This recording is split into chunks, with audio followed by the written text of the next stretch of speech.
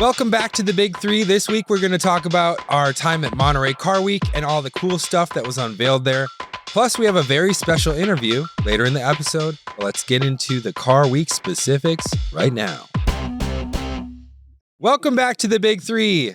Sitting right next to me is Bart. Bart's my name. Meyer. Yeah, thanks. Glad to be here. And I'm your host, Joe Weber.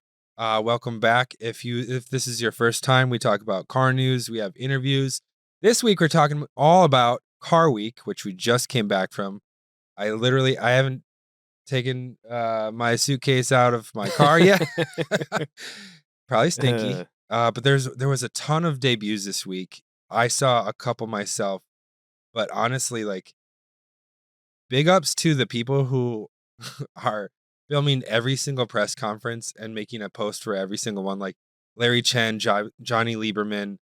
They're all just so on top of stuff, and it makes me feel like a schlub. But we are up. This was our second time up there. This is my second time up there. Bart, have you ever been up there? I hadn't. No, this is my first Car Week. It's such a trip. It feels like a different world, and I frankly felt out of place just because we've never called ourselves auto journos. We had an exclusive drive in a car we'll get to later, but they kept saying you guys are the first journalists to review this car, and I said, yeah, cool. You can put that in quotes. So at Laguna Seca, the whole week is the Rolex Motorsports reunion, and there's a bunch of historic cars that do hot laps there. And so around this, there are a bunch of different events that happen. Many of them are exclusive, but for what's happening at Laguna Seca, that's for everybody. Yeah. And it's super cool to go see. They have cars on display. They had a bunch of F1, like the history of F1. Yeah. They had a bunch of cars that had raced. They had Can-Am cars from the 70s, and a bunch of retired NASCAR drivers were driving them, like Jeff Gordon, Mark Martin. And that was a really cool thing to see them just driving around. But then we also saw a parade of them just in the the middle of Monterey. And as we're doing this, another drive, which we're gonna keep secret for now. We have a camera car and we're driving in this insane hypercar, and all these Trans Ams come the other way, and then at the same time, there's a flyby by like 6 jets overhead, and it felt like we were in Forza Horizon 4. It was crazy. Yeah. But yeah, to your point, if you are like, I can't afford Car Week or whatever, you can camp out on at the racetrack. Yeah, and it's accessible. Best bang for your buck by a mile, because you get to see so many different types of cars.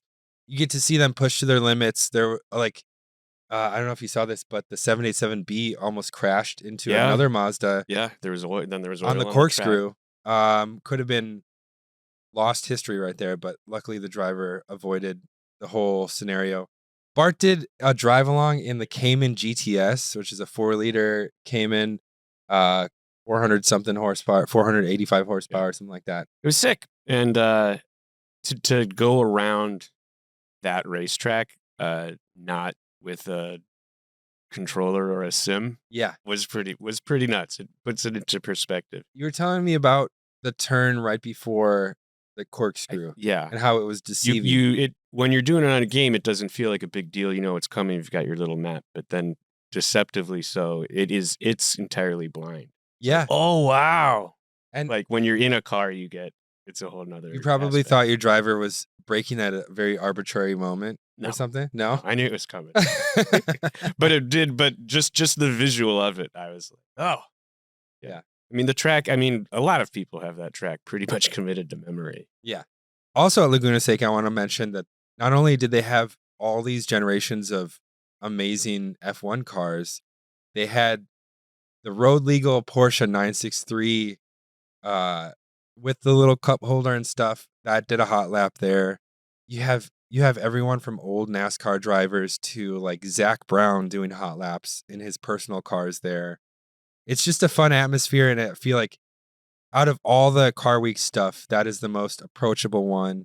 You can get tickets for pretty cheap. You can camp there, and you just get to see everything. So, highly recommend. We'll be right back after these messages. This podcast is sponsored by Upside. The free Upside app gets you cash back on daily essentials like gas, groceries, and dining. One of the smartest apps you can have on your phone in 2025 is Upside. Upside gives you the power to earn more on the stuff you buy all the time. Whether you're filling up your tank, going out to eat, or shopping for groceries, the Upside app lets you earn cash back on every purchase. Download the free Upside app and use promo code BIG3 to get an extra 25 cents back for every gallon on your first tank of gas. That's an extra 25 cents back for every gallon on your first tank of gas using promo code BIG3. Thanks, Upside. Now back to the show. Let's get into some cars that debuted this week, though. Starting with the Gordon Murray S1 LM. This thing up close was so cool. It was this like champagne metallic. It looks like a hybrid of, let's say, the T50 and an F1. It's pretty sick in pictures. It's really cool. I really love the taillights. In the cockpit? The cockpit is similar to the F1. So, according to Gordon Murray, this is a reimagining of the 95 Le Mans winning McLaren F1 GTR by a spin-off of Gordon Murray Automotive called Gordon Murray Special Vehicles, which is a very Australian name for a South African company.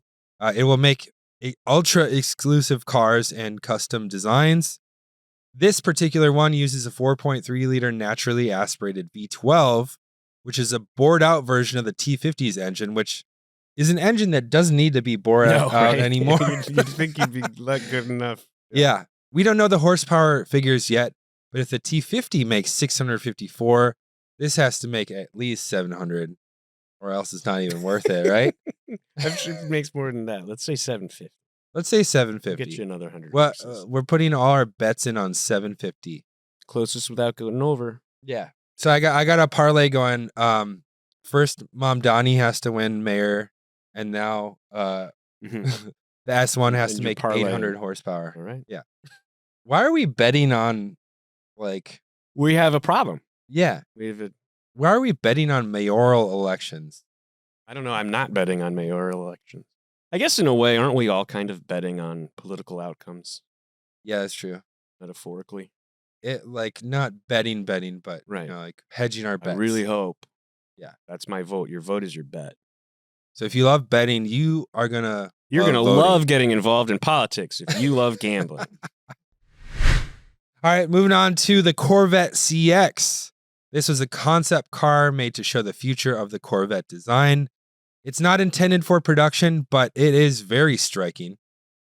It's an EV with one motor per wheel, generating a combined power output of 2,000 horsepower. It looks great. 500 horsepower per wheel. Yeah. That's a little scary. Yeah. That's crazy. I wonder how long the battery is supposed to last, because I feel like that would just be dumped and then I don't know. Maybe 12 miles out of that. It's got a clamshell design where the hood and roof lift up as a single piece to access the cockpit. Very space aged. Yeah. It also lets you know a lot of these cars now are, because of the proliferation now of carbon fiber, and it's easier to use. Yeah. It's easier to make. They can have this gigantic you can do piece. you can open up a car almost any way you want. So there's like really cool different door variations like this, the hood lifting up is pretty sick. When you see Corvette alongside Pagani and Ruf and Gordon Murray, you're like, what's the big deal? It's going to be Corvette. And then they come out with this kind of thing, and it's like, I think Corvette, we were talking about it a couple weeks ago when they set the Nürburgring record for an American production car. Anyways, I think this is a huge moment for them, and to have a Corvette on stage at the Quail, which is a luxury / hypercar event. Yeah. And to have it belong there, I think is a huge moment. Max and Alex from the main channel got to drive the ZR1 this week. They had a lot of really good things to say about it. So I think they'll come out with a little social reel to explain more about it. But yeah, it's very exciting. Here's a concept that's been kind of drumming up a little bit of attention. It's the Lexus Sports Coupe concept. This is kind of the spiritual successor to the LFA, is what people have been calling it. It looks a lot like an LFA, and outlets like Car and Driver suspect it's an EV. Larry Chen, I talked to him for a second. He said, I think it's an EV. This is not the LFR concept that was camouflaged at Goodwood, which is expected to have a twin-turbo hybrid V8 powertrain. This thing is very striking as well. I don't know a lot of words to describe cars if that is not obvious. It looks really good. It looks really good up close. I really like the paint that they chose for this one as well. I also think it's worth noting this feels like a shift from this idea of like, yeah, but it's electric, it has no soul, to where we're seeing a lot of cars and people are driving a lot of cars now saying, oh, this is awesome. And so just get ready for that, whether you like it or not. These cars can be fun. I think it's a logical next step for Lexus and Toyota, even though they famously said that they were not going to go full electric or not really put a lot of investment into it. I think Lexus is the logical brand opposed to Toyota. Yeah. To like debut something like this. Because imagine if it was on the Toyota side, it would be maybe the Supra or the, yeah. And who's to say the Supra is not going to come back as electric at some point? But it'll probably use whatever technology is in this car. Or a Prius. Joke detected. Ha, ha, ha. Not all EV news from the Quail, though. We also have some hybrid news. We got some hybrid news. The Lamborghini Fenomeno debuted. It's based on the Revuelto. We actually got to speak to Reuven Moore, the chief technical officer for Lamborghini. He's a donut fan. Yeah, and he loves drifting. Fun. He goes, oh, you're a donut? I like donut. We talked about this car with Reuven, and he's very passionate about it. He wants to, like you were saying, keep the soul of the car. You know, like driving feel is the end goal for him. It wants it to still feel like a Lamborghini. Yes. Even though it has all of this new tech, and there's that, and as he's the chief technical officer, and I'm sure the chief design, everybody, they all have to be in connection and talking to each other to make sure that whatever they're producing is still the soul of a Lamborghini. Yeah. And I think everyone's very conscious of that.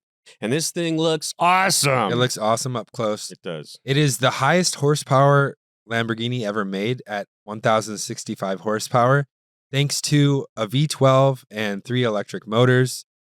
I think if you were to just run the front electric motors, you can get 500 horsepower. Which is like funny to think that you could have like a front wheel drive 500 horsepower Lamborghini if you wanted to. Redline's at 9250, which is absolutely insane, and only 30 will be made. One of them is made for Lamborghini's archives, and then the rest are all customer cars. Up for grabs. This thing's go get them. Reuven was very candid about it, and I was like, I noticed that if you sit in the passenger seat, there's like a special speedometer. Yeah, for the passenger. Yeah, for the passenger. Yeah. And he was like, that is a gimmick. That we have to add gimmicks once in a while. Yeah. I was like, all right, at least he knows. Yeah. But yeah, their whole design was to highlight the driving experience. So there's not huge 30-inch LED screens or whatever. There's a really cool feature where you have like the infotainment and you can like swipe over features over to the passenger side. So if you can, if you're going too fast and they're like, I'm hot, you just swipe over and then they have the controls for the AC. Yeah, you deal with it. I'm driving the Nürburgring. So that was exciting. We got to go to the Lamborghini Lounge and they had one on display there alongside Revuelto, Storado, and a Mira and some other cars. And we got to watch. It was literally on the patio for the Lamborghini Lounge was literally on one of the holes for Pebble Beach. So we got to see the concourse being set up and we were trying to guess cars and stuff. Like there's one, it was pretty far away, but we're like, what is it? And we're all trying to figure out what this like kind of beige nothing car was. And it turned out to be like it was like a root beer. It's like a deep root beer. Well, let's talk about a car that's very special to us because we got a little bit of seat time in it. The Ruf Tribute. It is a 3.6 liter flat six making 543 horsepower. And talking to Alois and his team, it's the first air-cooled flat six built in 25 years. Developed. Like, it's Yeah. a new flat six. It's not Yeah, I like shouldn't say they're built. doing right. It's not like they're doing something with the old. This is a ground-up flat six, air-cooled that Ruf developed themselves. Automotive, yeah. And it's kind of crazy. It's got 4 cams and 3 valves per cylinder. And they had to do this for emissions and performance and cooling. Yep, and cooling. So there's a lot going into it. It redlines at like 8,500. It's kind of based off of the 964, but he was telling us all the little details that make it different. And he's like, you put it up against a 964, it looks different, but on its own, it looks very similar to a 964. And he's talking about like, it's one of those things when you look at it and you say, I know what that is. And then you start looking more and you're like, but it's not. Yeah. But what did you do? It looks amazing. Questions. The one that we got the wheelbase access to. The wheelbase is longer and wider. Yeah. But they used very intentional design to make sure that the proportions still felt like the original. Yeah, Ford. so even though it has wider tires, they didn't just make some crazy over fender kind of thing. They actually built the shoulders out, and I put those in quotes because I don't know if that's the right term. That's what he called them. Mm-hmm. They added like 4 centimeters of shoulder to each side, and that allowed for another vent to be added behind where the C pillar would be. Turbo. Yeah, so the turbo sounds amazing. This thing was so fun to drive, and we're gonna have like a full driving experience as its own video pretty soon. But this was special. This was a special experience. They also at their stand had the Evo, which makes 800 horsepower. Mm-hmm. They had the Ruf Rodeo, which is their kind of safari build, and it looks great. They debuted like clothing line with it, hence the Ruf cowboy hat sitting in the middle of our set. But man, this Ruf family is so sweet. They trusted us schmucks to drive their multi-million-dollar car, and we couldn't be more grateful. They're so sweet. We're not going to air the drive just yet, but I will give you a little anecdote to kind of explain how insane this situation was. So we thought that we were getting an hour alone with the car, and we're hanging out at a lot of times when you get a, in quotes, press car, that's what it is. You meet the rep. They say, all right, here's the car. You have this window, and then we need it back here. And you go do whatever you need. You drive it. You do your beauties. Your rollers. You bring it back. You say, thank you very much for the press car. This was not a press car, as it turns out. This is Alois Ruf's car. The first production Ruf Tribute that has been made.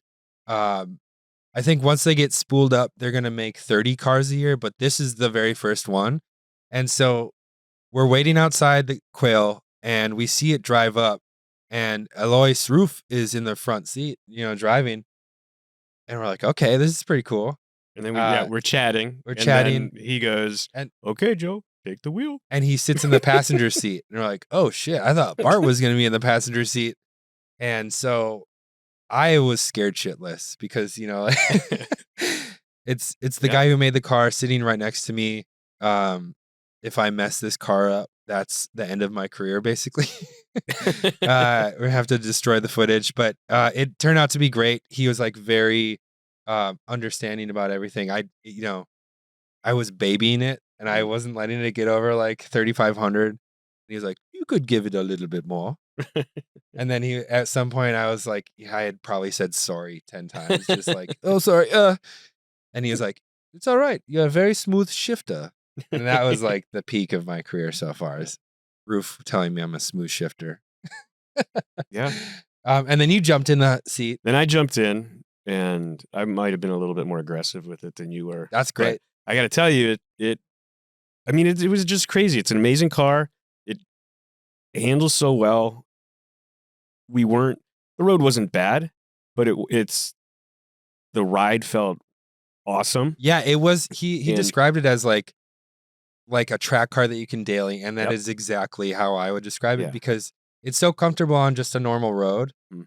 and then when you actually like give it the beans, you're like, oh, this is. I Mm. feel so safe in this. Yeah. I feel like it's so predictable. And when you guys we were doing some, all right, we're gonna give us some room and charge it the car. Yeah. We did that, and I dropped it down and punched it. Mm-hmm. And it was, again, yeah, I've been in fast cars. We've all been. This something about this just felt so special. And then you get up, and also in your head, there's also this. This is a flat six, Yeah. air cooled, Yeah. and then shift. I'm okay. I'm gonna hit the camera car, slow down, and then it's just like, Yeah. like the air management, as Alois called it, Yeah. sounds so good. Everything about it sounded so good. And as I was talking to him, one thing that I thought was great was you're not paddle shifting, right? That's great. That's high. That's very technologically sound. Yeah. PDK is like an amazing system. Yeah, and that's what he said. He was to that point. I always said it is amazing technology, but you're losing the analog. And everything about this car is about that feeling of the analog driving connection Yeah. with a human to car. And that's It like was so great. we're talking about soul and the loss of soul with maybe like or the consciousness surrounding loss of soul with supercars, I'd Mhm. say now. And this is something that has 100% soul. Yeah. Like you could just oh man. It was like great. living in there right So now. there's going to be more coming out where we're going to kind of do a deep dive into the car. And it was Alois who said, you were the first car journalists to drive the, and I was kind of, and in my head, I was like, one, that's crazy. Like, cause who am I? Yeah. I'm just a dingus from nowhere. And here I'm sitting in this amazing car that like if you've played video games, you knew Ruf from the time you were a Gran kid. Turismo. And then to be in an actual physical car with the man who created it was nuts. And what was great was half the time, like we're joking and laughing, and it feels like, oh, your buddy's dad's letting you take the car out. And it just felt so great. And then suddenly it's like, wait a minute, that's not my buddy's dad. And this isn't just my buddy's dad car. This is, it was really cool and surreal. And to have the backdrop of the one and Big Mhm. Sur and these like amazing cliffs and stuff was like surreal. Yeah. And because it's car week, there's, kids out. Oh, that was a really fun part. Yeah. Like car watching and there's Lamborghini. There's there's McLarens. 25 McLarens in a row. And then you'd see these kids wake up and be like, oh shit. Oh, look at that. Yeah. Yeah. And that was really fun. And Ruf would be like waving. And, Yeah. Hey, it was great. He said, you can worry about the next generation and cars, but coming here, it really reassured him that the next generation is really going to take care of car culture. That's awesome. That That's was a really cool to good hear. sentiment. The feeling that I'm going to remember forever is doing what like creating space between us and the camera car, getting ready to do this pull, and then dropping it down into gear, and then like seeing peripherally like him look at me, and I like could not hold back. I was just like, holy shit, this is so cool. And then I just like see him smile, and I'm like, that's what he That's wants. why he's making the car. Yeah, that's why this whole family is involved. The passion is like infectious. So we stopped, we pulled over to do like beauty shots of the car. This is before Joe and I switched seats. Are you talking about the Porsche? Yeah, and then the Porsche had been following us since the Quail. A random Porsche was following us since we got in this car. We're kind of like, well, like, who is this? Just somebody? Are we just in front of them or what? And then when we stopped, they stopped. And we're kind of like, what? And these guys got out real fast. Yes. And did the dork walk where you don't pick your legs up. Well, they were really psyched, deservedly so, because people know this car is at the event. They saw the car, they followed it, they wanted to talk. What's this all about? And Alois Ruf just goes up and he's like, hey guys, what's going on? Talking. We're almost wrapping up. And then he's like, great. And then he comes over and he's like, I just sold a car. Yeah.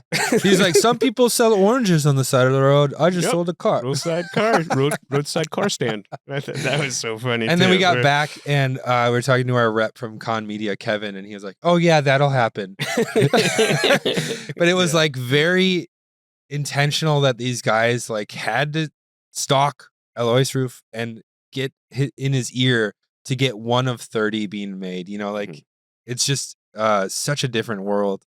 So that was just one of many amazing things that happened this week. I got to sit down and talk with Larry Webster, head of Hagerty Media, at the Broad Era auction at Motorlux, which was an insane experience in itself.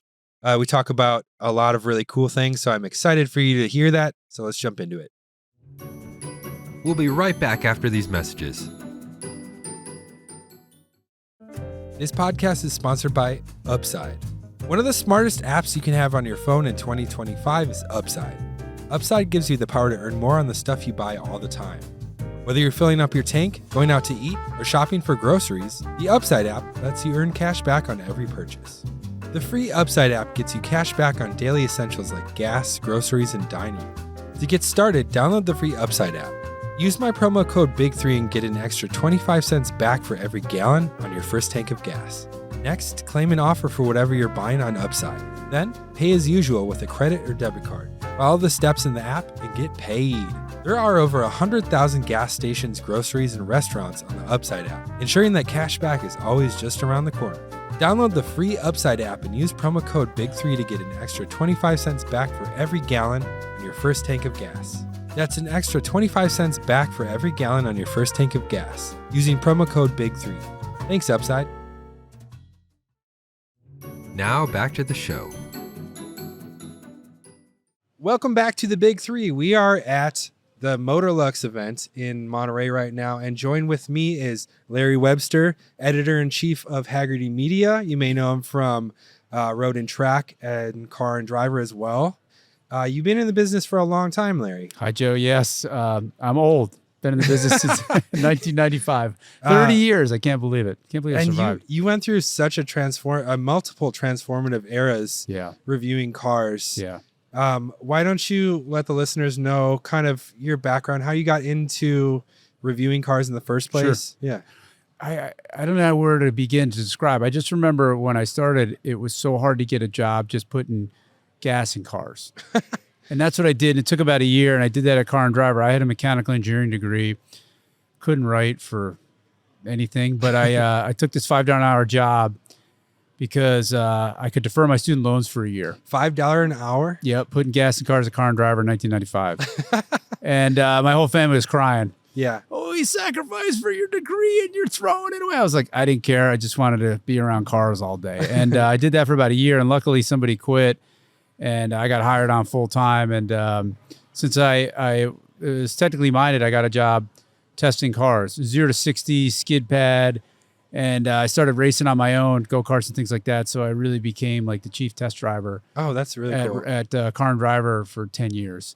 And I would do all the lap times and all the stuff like that. So it was just freaking awesome. And you were still pretty young at that time? Yeah. I mean, I was only 25 when I made a big risk to chase this career. Yeah. And I was only 25. Well, clearly it paid off. Was there anyone at Car and Driver or Road and Track that were like, this young gun, like my God, I want to do the 0 to 60 test? No, they didn't care about that because it was a lot of like, we'd go to the test track at Chrysler's Proving Grounds at about 3 or 4 in the afternoon, and you'd be there till 6, 7, 8, 9 at night, especially in the summer. It's like, I didn't care. It's awesome. But it was a lot of like driving up and down this straightaway, getting coast down. There was a lot that was really boring about it. Yeah. And a lot of cars that, Toyota Camrys were doing. Yeah. Pontiac Sunfire. Right. It wasn't always, Porsches and Corvettes, but I didn't mind. I loved it. But no, I couldn't write. The head editor there was like, why would we hire this guy? He can't write. And he was totally right. But I could do other things, and I just did everything. It's a classic, like you make yourself indispensable. Yeah. And that gave me a little bit of a cushion to figure out how to write. And it was a really hard process. It took 10 years. Yeah. Seriously, because that editor was really mean. Seriously mean. Oh, he didn't give you much constructive No, criticism? it was like harsh. I mean, it's so harsh. And when I left and I went to Popular Mechanics and I wrote my first story there, and it came back with all these edit marks. And I went to the guy and I thought, okay, the jig's up. They figured out I can't write. Yeah. And I said, I'm really sorry. Maybe we'll figure something out. I thought we would just cut ways. He's like, what are you talking about? I'm like, well, I mean, this piece has all these edits. And he's like, oh, no, we always do that. We loved it. It was great. I was like, oh, man. That's awesome. So it was like 15 years till I ever got that sort of like. That reassurance. I'm at least a little bit competent. Yeah. Yeah. That's so funny. So you've been tuned into kind of the nuances of new cars for so long, but you're also the lights just turned off in here. We got moonlighting now. Yeah, now we look like we're at a rave. We are at the Broad Arrow auction right now, which you have to cut out a little bit early to do your podcast for, or your live stream. We're surrounded by some of the most intense cars I've ever seen. There's a Resto Mod Diablo kind of remastered. There's the only slant nose 930 turbo that Ruf made. Whoa. Underneath the cover here, this is at this Motorlux party. They're going to reveal the Alpha 33 Stradale. Holy shit. There's Roger Penske's one of one 963 street legal car over in the corner over there. Yeah. The way they curate the cars for this thing is, I don't know how they do it, because every place I walk, I'm like, what is that? Yeah. And so that's what makes it really fun to be here. I've only seen like 20th of this whole thing. We literally just came directly here, but I've just been in awe this whole time. Yeah. Such a cool event. Are there any cars that are going up at auction right after this that you think are gonna either not sell or like go way over asking price? This is like, there's tonight they're gonna sell they're gonna auction a Koenigsegg CC XR. 2008, 1,000 horsepower, runs on 85. A Maserati MC12, 911 by Singer DLS. I think there's at least one Ruf. I mean, a crazy group of cars. The ones that I'm really fixated on are these Delta Integrales. Yes. And there's one there. It's the last edition. It has the HF badge, which I learned what that means. HF with Lancia, by the way. High frequency, or what High is it? fidelity. High fidelity. Yeah. And, I love flared fenders. They're really small, 4-wheel drive. It's got a very eager 4-cylinder. I drove one of those for a story a couple years ago, and there's these tanks. Like, you can really drive them and lean on them. It doesn't feel like you're going to break it. And it was just super fun. And who knows what it'll go for, but I feel like that generation of automobiles is seeing more and more interest, and that's a really great car. So I think they're thinking it'll be about 200. That one I wouldn't surprise if it goes even higher. Yeah. That's got to be one of the more expensive 4-cylinders, So every year you write the bull market list. Yeah, we do. And that's kind of explaining what hot cars are going to sell in the used market for the year. Yeah. This year is mostly over at this point, but on the list you have some really surprising cars: the 280Z, the Mini Cooper S, the Volvo P1800, which is one of my personal favorites. Yep. Did you read my mind? Because like a lot of these, like the 98 Prelude is on there. Yeah. All of my tabs back home are You're searching for those. Yeah. Yeah. I mean, what we're trying to do with the Hagerty bull market list is really show that it doesn't have to be an expensive hobby. Yeah. Like at this place where we're at in Monterey and we're at the auctions, like they're going to sell $20 million of cars tonight. That's not for the rest of us. And so what we're trying to do is say, like, look, you can buy these cars, keep them for a couple of years and enjoy them. And then based on we have this valuation tools, those people that sort of look at data, they think these cars might not appreciate much, but they're not going to lose. Yeah. So it's like you just paid to enjoy it. Yeah. And so then we try and make sure we have a mix of cars that are different price points, like you mentioned. So the idea being, hey man, come into this hobby. You could buy that car for 15, 20 grand. In a couple of years, you could sell it for 15, 20 grand. And you had a great time doing it. So that's what we're trying to do. That's awesome. What would you say is like a good price for a 280Z right now? I mean, it all depends on the condition. They're really hard to find. And this one that we had there was a turbo. It was like what they might call a 3 or 4, a little bit rough. And I don't remember the exact values, but what's the scale on it? Like a number 1 is like what they call the best in the world. Yeah. Like just got out of a perfect restoration. Like there's only maybe 1 or 2 of these. Once you drive a number 1 car for a couple hundred miles, it becomes a number 2. Oh, wow. Yeah. And number 2 is like super great. Number 3 is like it's got a little bit of use. Number 4, you might see some missing parts that aren't correct. You might see some little more patina on there. So, I mean, so that's where really the difference comes in, is how you condition a car. So those 280Zs are somewhere, 15 to 20 grand, I think. I'd have to look it up, but it's on our website. Yeah. And the Hagerty valuation tools, you can look at all the trends over the last 5 years, but they're just really hard to find. And they're so cool, though. They are really cool. Yeah. I own a Z31, a 1984, so the year that it flipped to Datsun to Nissan. So it's got both Datsun and Nissan badges on the back. Is that the retractable headlight ones? Yeah. Oh. Yeah, they're not quite pop-up. They're just like eyebrow headlights. Yeah. They're super cool. Yeah, super cool. So it has a digital dash. It doesn't have the digital dash, which I'm thankful for, because those things add 200 pounds and they break. 200 pounds? 200 pounds. How's that? They're just 80s electronics. But do you have the silver chrome center stack radio and all that stuff? No, it's everything is like Sears tan in it, like just kind of grody interior. It's white on the outside. It's not in great shape, but I have done a lot of work on it to get it running good. What's the pain point on that thing? The engine bay is like so tight that I have kind of big hands, and I can't do a lot of things. Like we have a guy that we work with, Jimmy, who's of fair stature. Yeah. And I always call Jimmy in to do everything, because he can slip his hand in, but it is even changing spark plugs is a pain in the ass on this thing. Because that one got not only turbocharged, but it was intercooled and fuel injected. So it had I don't have the turbo version. I did have the Shiro Special, which was like limited edition. Everything was white. It was turbocharged. Didn't have the digital dash to save weight. And I felt like I didn't deserve to drive it. And so it sat in my garage for a lot. This is more of like, I'm willing to throw it around a little bit. So when do you think Z31s are going to be in the spotlight? Well, if you follow the trends, it's sort of, as cars get to be, or as a certain generation gets to be of a time where they have some disposable income. I'm Gen X. Yeah. So the thinking goes, as Gen X hit their 50s and 60s, their kids are out of college, they have some disposable income, they're at the prime earning years, then the cars that they coveted when they were young start to rise up. So like Fox bodies, your Z, because it was a 300Z, right? 300ZX. Yeah, 300ZX. So that might be next. We're looking at the IROCs. Oh, yeah. I mean, all that stuff, especially because like a 300Z, I don't know what happened to them. There's just not many around. Remember the Diamond Star cars? Yeah.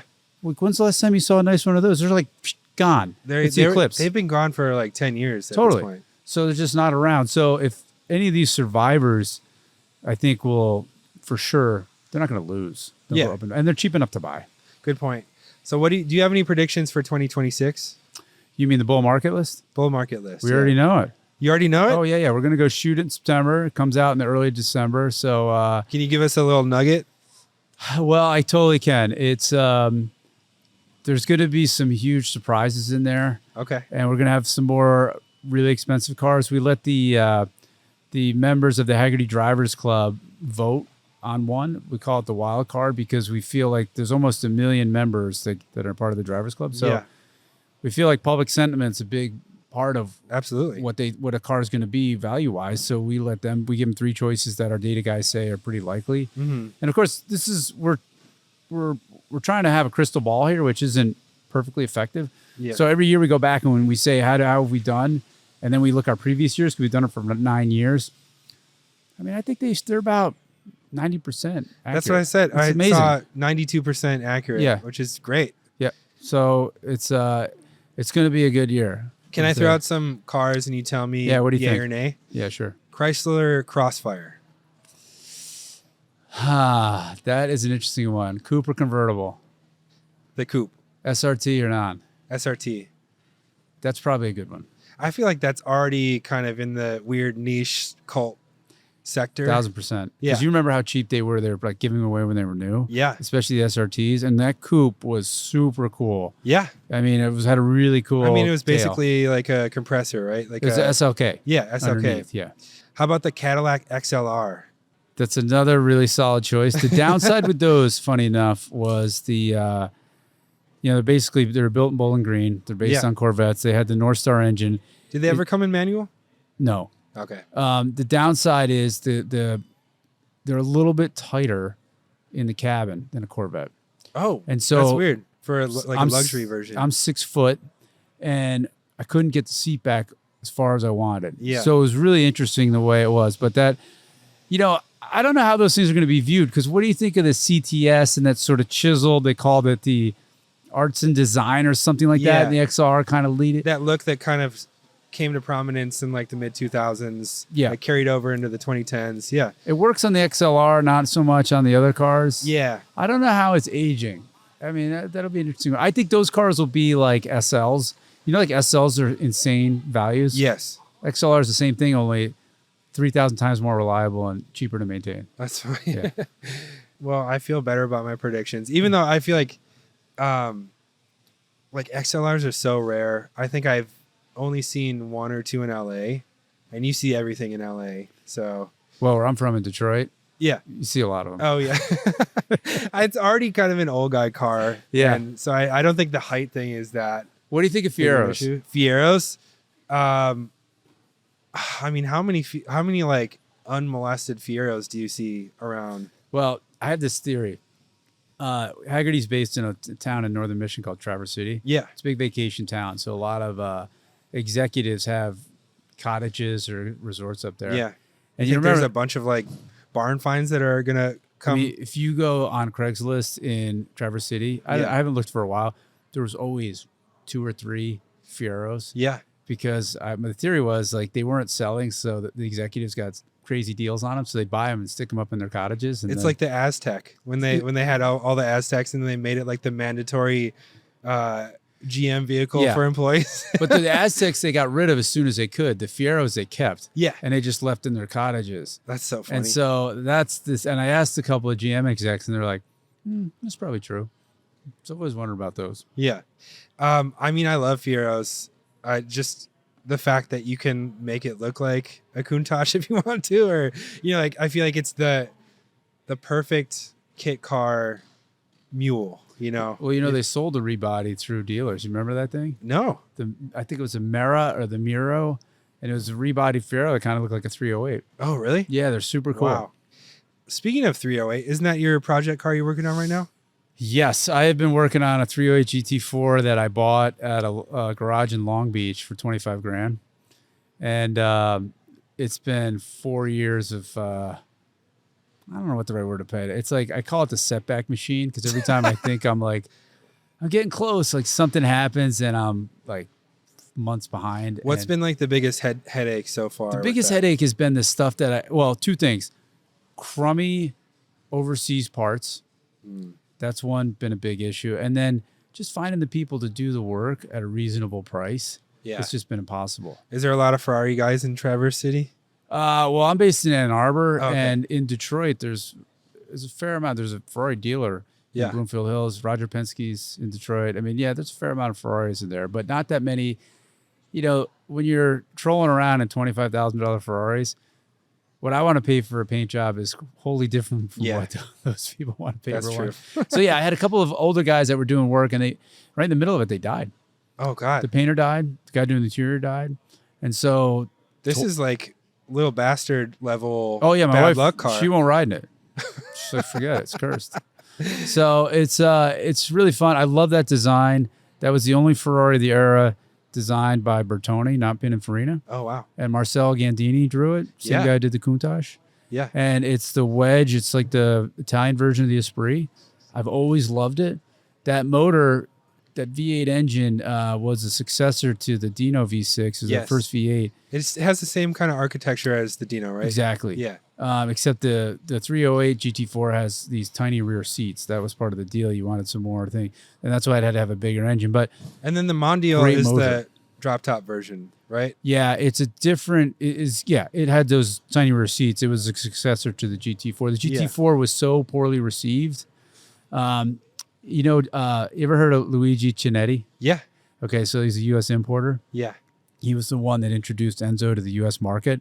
And without him, the saying goes, Enzo was toast, because Luigi brought him all these wealthy buyers to buy the cars from America. And that's what helped the company fund itself, fund its racing.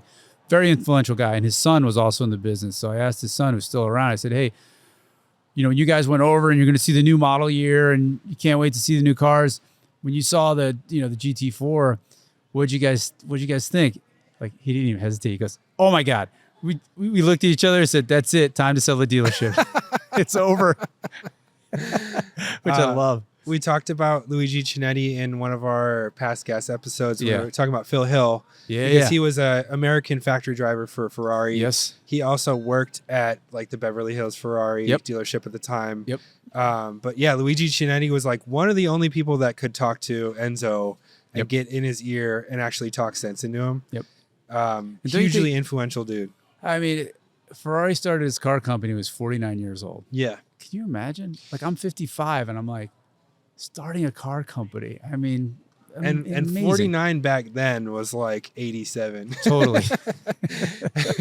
And he had just, gone through World War II. Just made it through, yeah. His factory had been bombed and amazing story. Yeah, crazy. So I love all that history part of the Dino, and it was a way that I could have a Ferrari. And it's also really analog. Like, the thing you forget about those cars as we drive modern cars, it's manual steering. Yeah. And the shifter it takes a lot of effort to move it. It's stiff. And I thought I had done something wrong. And I called everybody. I was like, man, the shifter's really hard. And I'm like, it's just the way they are. That's how it is. And so, but once my car was sold in Europe, which is nice because it's lighter and it has these European cams, it's a 7,500 RPM Redline, 1975. Wow. I mean, it's an amazing engine. And that engine lived for 20 years. Yeah. Did you have to swap it at some point? No, I took it out and I had an independent shop who's worked on Ferraris forever rebuild it. And that was like 20 grand. And then I put it back in. And wait, that wasn't with installing it again, right? No, I would install it. So I'd take the motor out. Just 20 grand to rebuild it. Yeah, parts and labor. Wow. For sure. I mean, he spent a week getting the intake manifolds off the heads. They were like kind of welded together. Jeez. Yeah, so he didn't want to destroy them and things like that. So anyway, I got the motor back. I put it in the car, fired up, and it's smoking like a steel plant. And he says, well, yeah, sometimes the ring's got a seat. And I was like, okay. And it was the middle of winter. I wanted to see what it was. So I took it to a chassis dyno, ran it for like an hour. It never got better. And then I put a bore scope down the spark plug hole. I'm like, hey, man, there's like oil on top of the piston. And so this guy was great. He's like, oh, my gosh, I don't know what it is. Yeah. Bring it, take it out, bring it back. So I brought it back. And what he found was that the piston rings were bad. And they didn't seal. Oh, no. So he had to take it all apart and put new rings in it. Did they have to like bore it out again? Nope. I mean, it wasn't that bad. Okay. But here's where I'm getting at with the parts. So he's like, look, I've been using the same supplier for 25 years. I don't know what happened. Get the motor back in. I'm driving it around. I had replaced the water pump, all the seals. The water pump failed within a month, and the rear main seal's leaking. So the quality of the parts that we're getting today is like, it's ridiculous. Yeah, that's crazy. Yeah. So Ferrari is one of the more expensive used cars you can buy. Sure. What is your favorite shit box you've ever owned? I hate to say this, Joe, because it's the answer to everything, but it's an answer for everything for a reason, and that's an NA Miata. Yeah. I have 3 of them. I've raced them. They're, in my opinion, the best sports car ever made. They're great. They're so good. And it's I feel like it's gone from cliche back to just being like everyone accepting that it is the answer again. I don't know. I mean, maybe you can, 10 grand gets you like a 50,000 mile one untouched. Yeah. I mean, and they're so durable. Well, and maybe easy in to work Michigan. I don't know about LA. There more? LA is pretty barren and people know what they got, I'm looking at NCs right now because I feel like they're kind of slept on. Yeah. Same platform as the RX-8, so pretty good platform. Maybe a little bit heavier than a normal Miata. Would you recommend? I think any generation is totally great. Yeah. The NC I thought was really cool. I went on the launch for that car, and they had this. This is what was so great about being in automotive journalism 20 years ago, because you'd go on these junkets and they'd have like 10 engineers that worked on the car. Oh, that's cool. And all these guys spoke Japanese. And I had a translator with me, and I could ask these guys. And I was already a Miata nut. I'd already owned them by then. So I could ask them all about the car. What did they do? And they were such lunatics about the purity of the Miata. What they were trying to do is, like, there's a certain intangible, subjective thing called feel, handling, right? Yeah. We know it when it's right. I say it's when I don't have to think about what the car is going to do. I just sort of know. Yeah. That's my definition of good handling. Miata's always had that. And it's easy because they're slow and all that stuff. But they were trying to figure out a way that they could measure the body sensations that corresponded to what we thought was good feels. And like telegraph the feel. So they could replicate it. So they put all these sensors on forearms and things like that. Wow. So not just to measure steering effort, but to try and figure out what your muscles were doing. Yeah. And was there some correlation between when a car feels really good and can we replicate that in a new one? And these were the kind of things they were doing with that NC, because that was the first big chassis upgrade after the NA. So they were really taking it quite seriously. Because NB is the same chassis as NA. Chassis, yeah. What is the main difference between NA and NB? I know it's a little bit bigger, heavier. It had a different engine. Some of the crash requirements they had to do. The NB is a little harder to fit in for tall people because they had to raise the H point.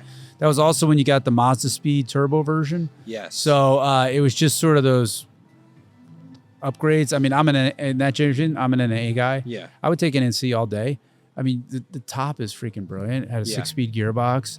They're super fast. I mean, I think they're great. Yeah. You'll love it.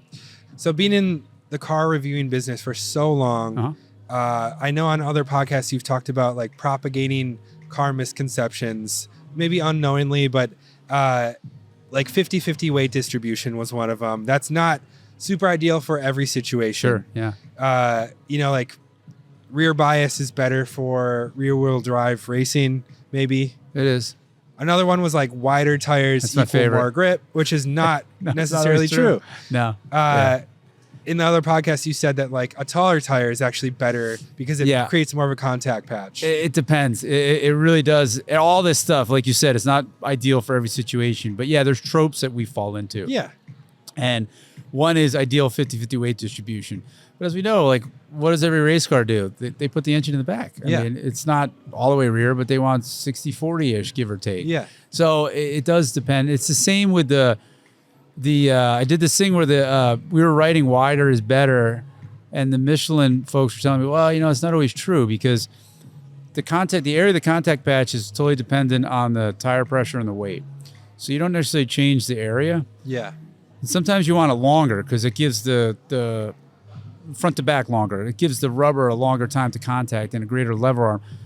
I don't remember all the details, but it was like, okay, I guess we can't write that. And I was like, so taller's better? And they're like, no, not always. I was like, so can't you give me how we explain this stuff? Because I think our job is to distill like marketing mumbo jumbo, made up engineering terms to what it really means to somebody that's into cars. Sure. And a lot of this stuff is really, really hard to simplify because there's so many existential circumstances that change the answer. Yeah. Yeah.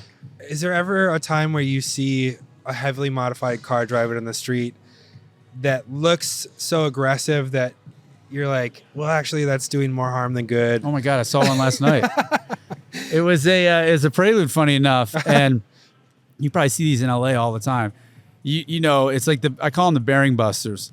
Lowered to an inch off the ground, so the wheels are not even moving. Yeah. They got highly offset wheels. Yep. They're cambered, so they're just riding on the things.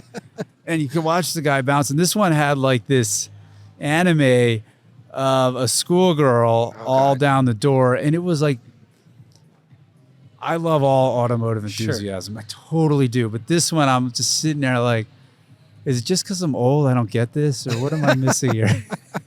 So, yeah.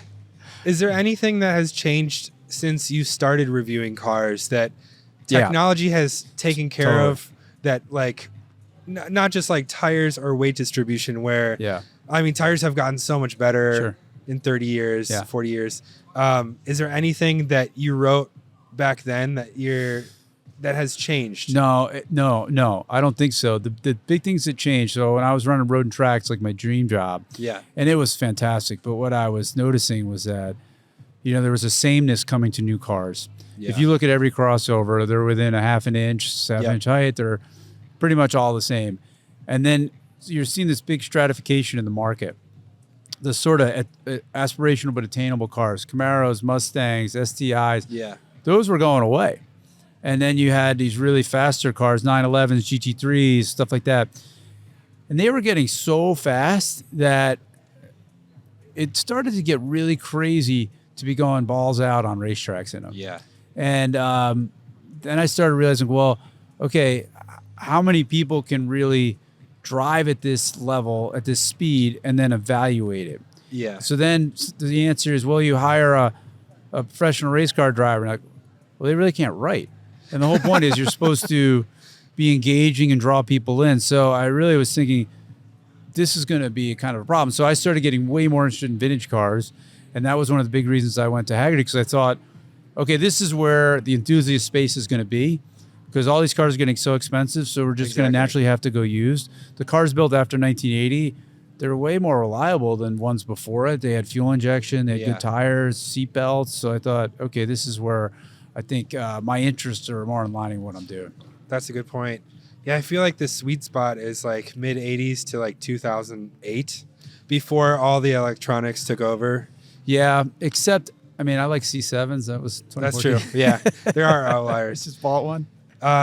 When do you think the crossover happened between like manuals being faster than autos for a second until autos caught up and you got these like 9-10 speed? Yeah, once the SMG came out, it was pretty much... That was the turning point? No, SMG? It wasn't, because you couldn't launch them. They wouldn't launch. But once like... I can tell you exactly when. In my head. You ever heard of a guy named Wolfgang Hotz? No. He was head of powertrain for Porsche, VW, Audi. Yeah. He actually got wrapped up in Dieselgate. Oh, wow. But before that, I was at an auto show, and the 911 Turbo had gotten the PDK transmission. And so basically what that is it's a dual clutch. Both, several gears are engaged at once. That's why those shifts are so quick. Yeah. But so I'm doing 0 to 60 testing, which is pretty brutal on the car. And I wanted to ask him how to do it and how do I not fry it. And he said, German accent, "Oh, no, it's good." I'm like, well, what do you mean? Am I going to break it? Can't break it. I said, well, so I could do like, let's say 50 launches back to back and it won't break it. It's good. I was like, holy cow, seriously? So I went to the PR guy, said, Wolfgang just told me this 911 Turbo, can I get one? He's like, sure. So I got a 911 Turbo, my buddy Bill Caswell. We went to this, we made a video about it, this racetrack, and he did 50 back-to-back standing still launches. Yeah. And they were all within a couple of tenths. And it was amazing. And then we drove the car home. And that was when I was like, okay. I mean, I like shifting like anybody, but this technology has totally usurped it. Yeah. And that was like mid 2000s? No, that would have been like 2013-ish. Oh, okay. No, maybe 2010. Yeah. All right. So that's what I think it was. And then the SMGs were, the single clutch, they were just clumsy. But, once you're in like below 6 seconds, 0 to 60, like, what does it matter? And, I knew at the time we were like these expert drop clutch launchers. Like, nobody was going to do what I was doing to get the 0 to 60 times. It was fun for us, but so it was a little academic anyway. Yeah. So now it's just a pleasure. By the way, it's another reason why slow cars like a Miata is so fun. Yeah. Because you're winging that thing out everywhere and you're still in the speed limit. Well, you heard it here. Larry Webster says the Miata is the answer. Larry, we are out of time. I got to let you go to the auction right now, but thank you so much for joining us on the Big Three. Thank you, and check out Hagerty's YouTube channel, right? Hagerty's YouTube channel, our social, Hagerty.com/media. We do like 10 articles a day. You can sign up for free newsletters. And obviously catch all our videos. Awesome. We'll drop all the links below, and we'll see you next week. Thank you, Larry. Thank you, Joe. All right, that's our show for the week. I hope you enjoyed our chat on Car Week, and we're going to have so many cool interviews popping up the next couple months because of it. If you haven't already, follow us at Donut Podcast, drop a like and subscribe on this video. Subscribe on Spotify or wherever you listen to podcasts. Follow me at Joe G. Weber. Follow Bart at Bid S. Bardo, and we'll see you next week. Bye.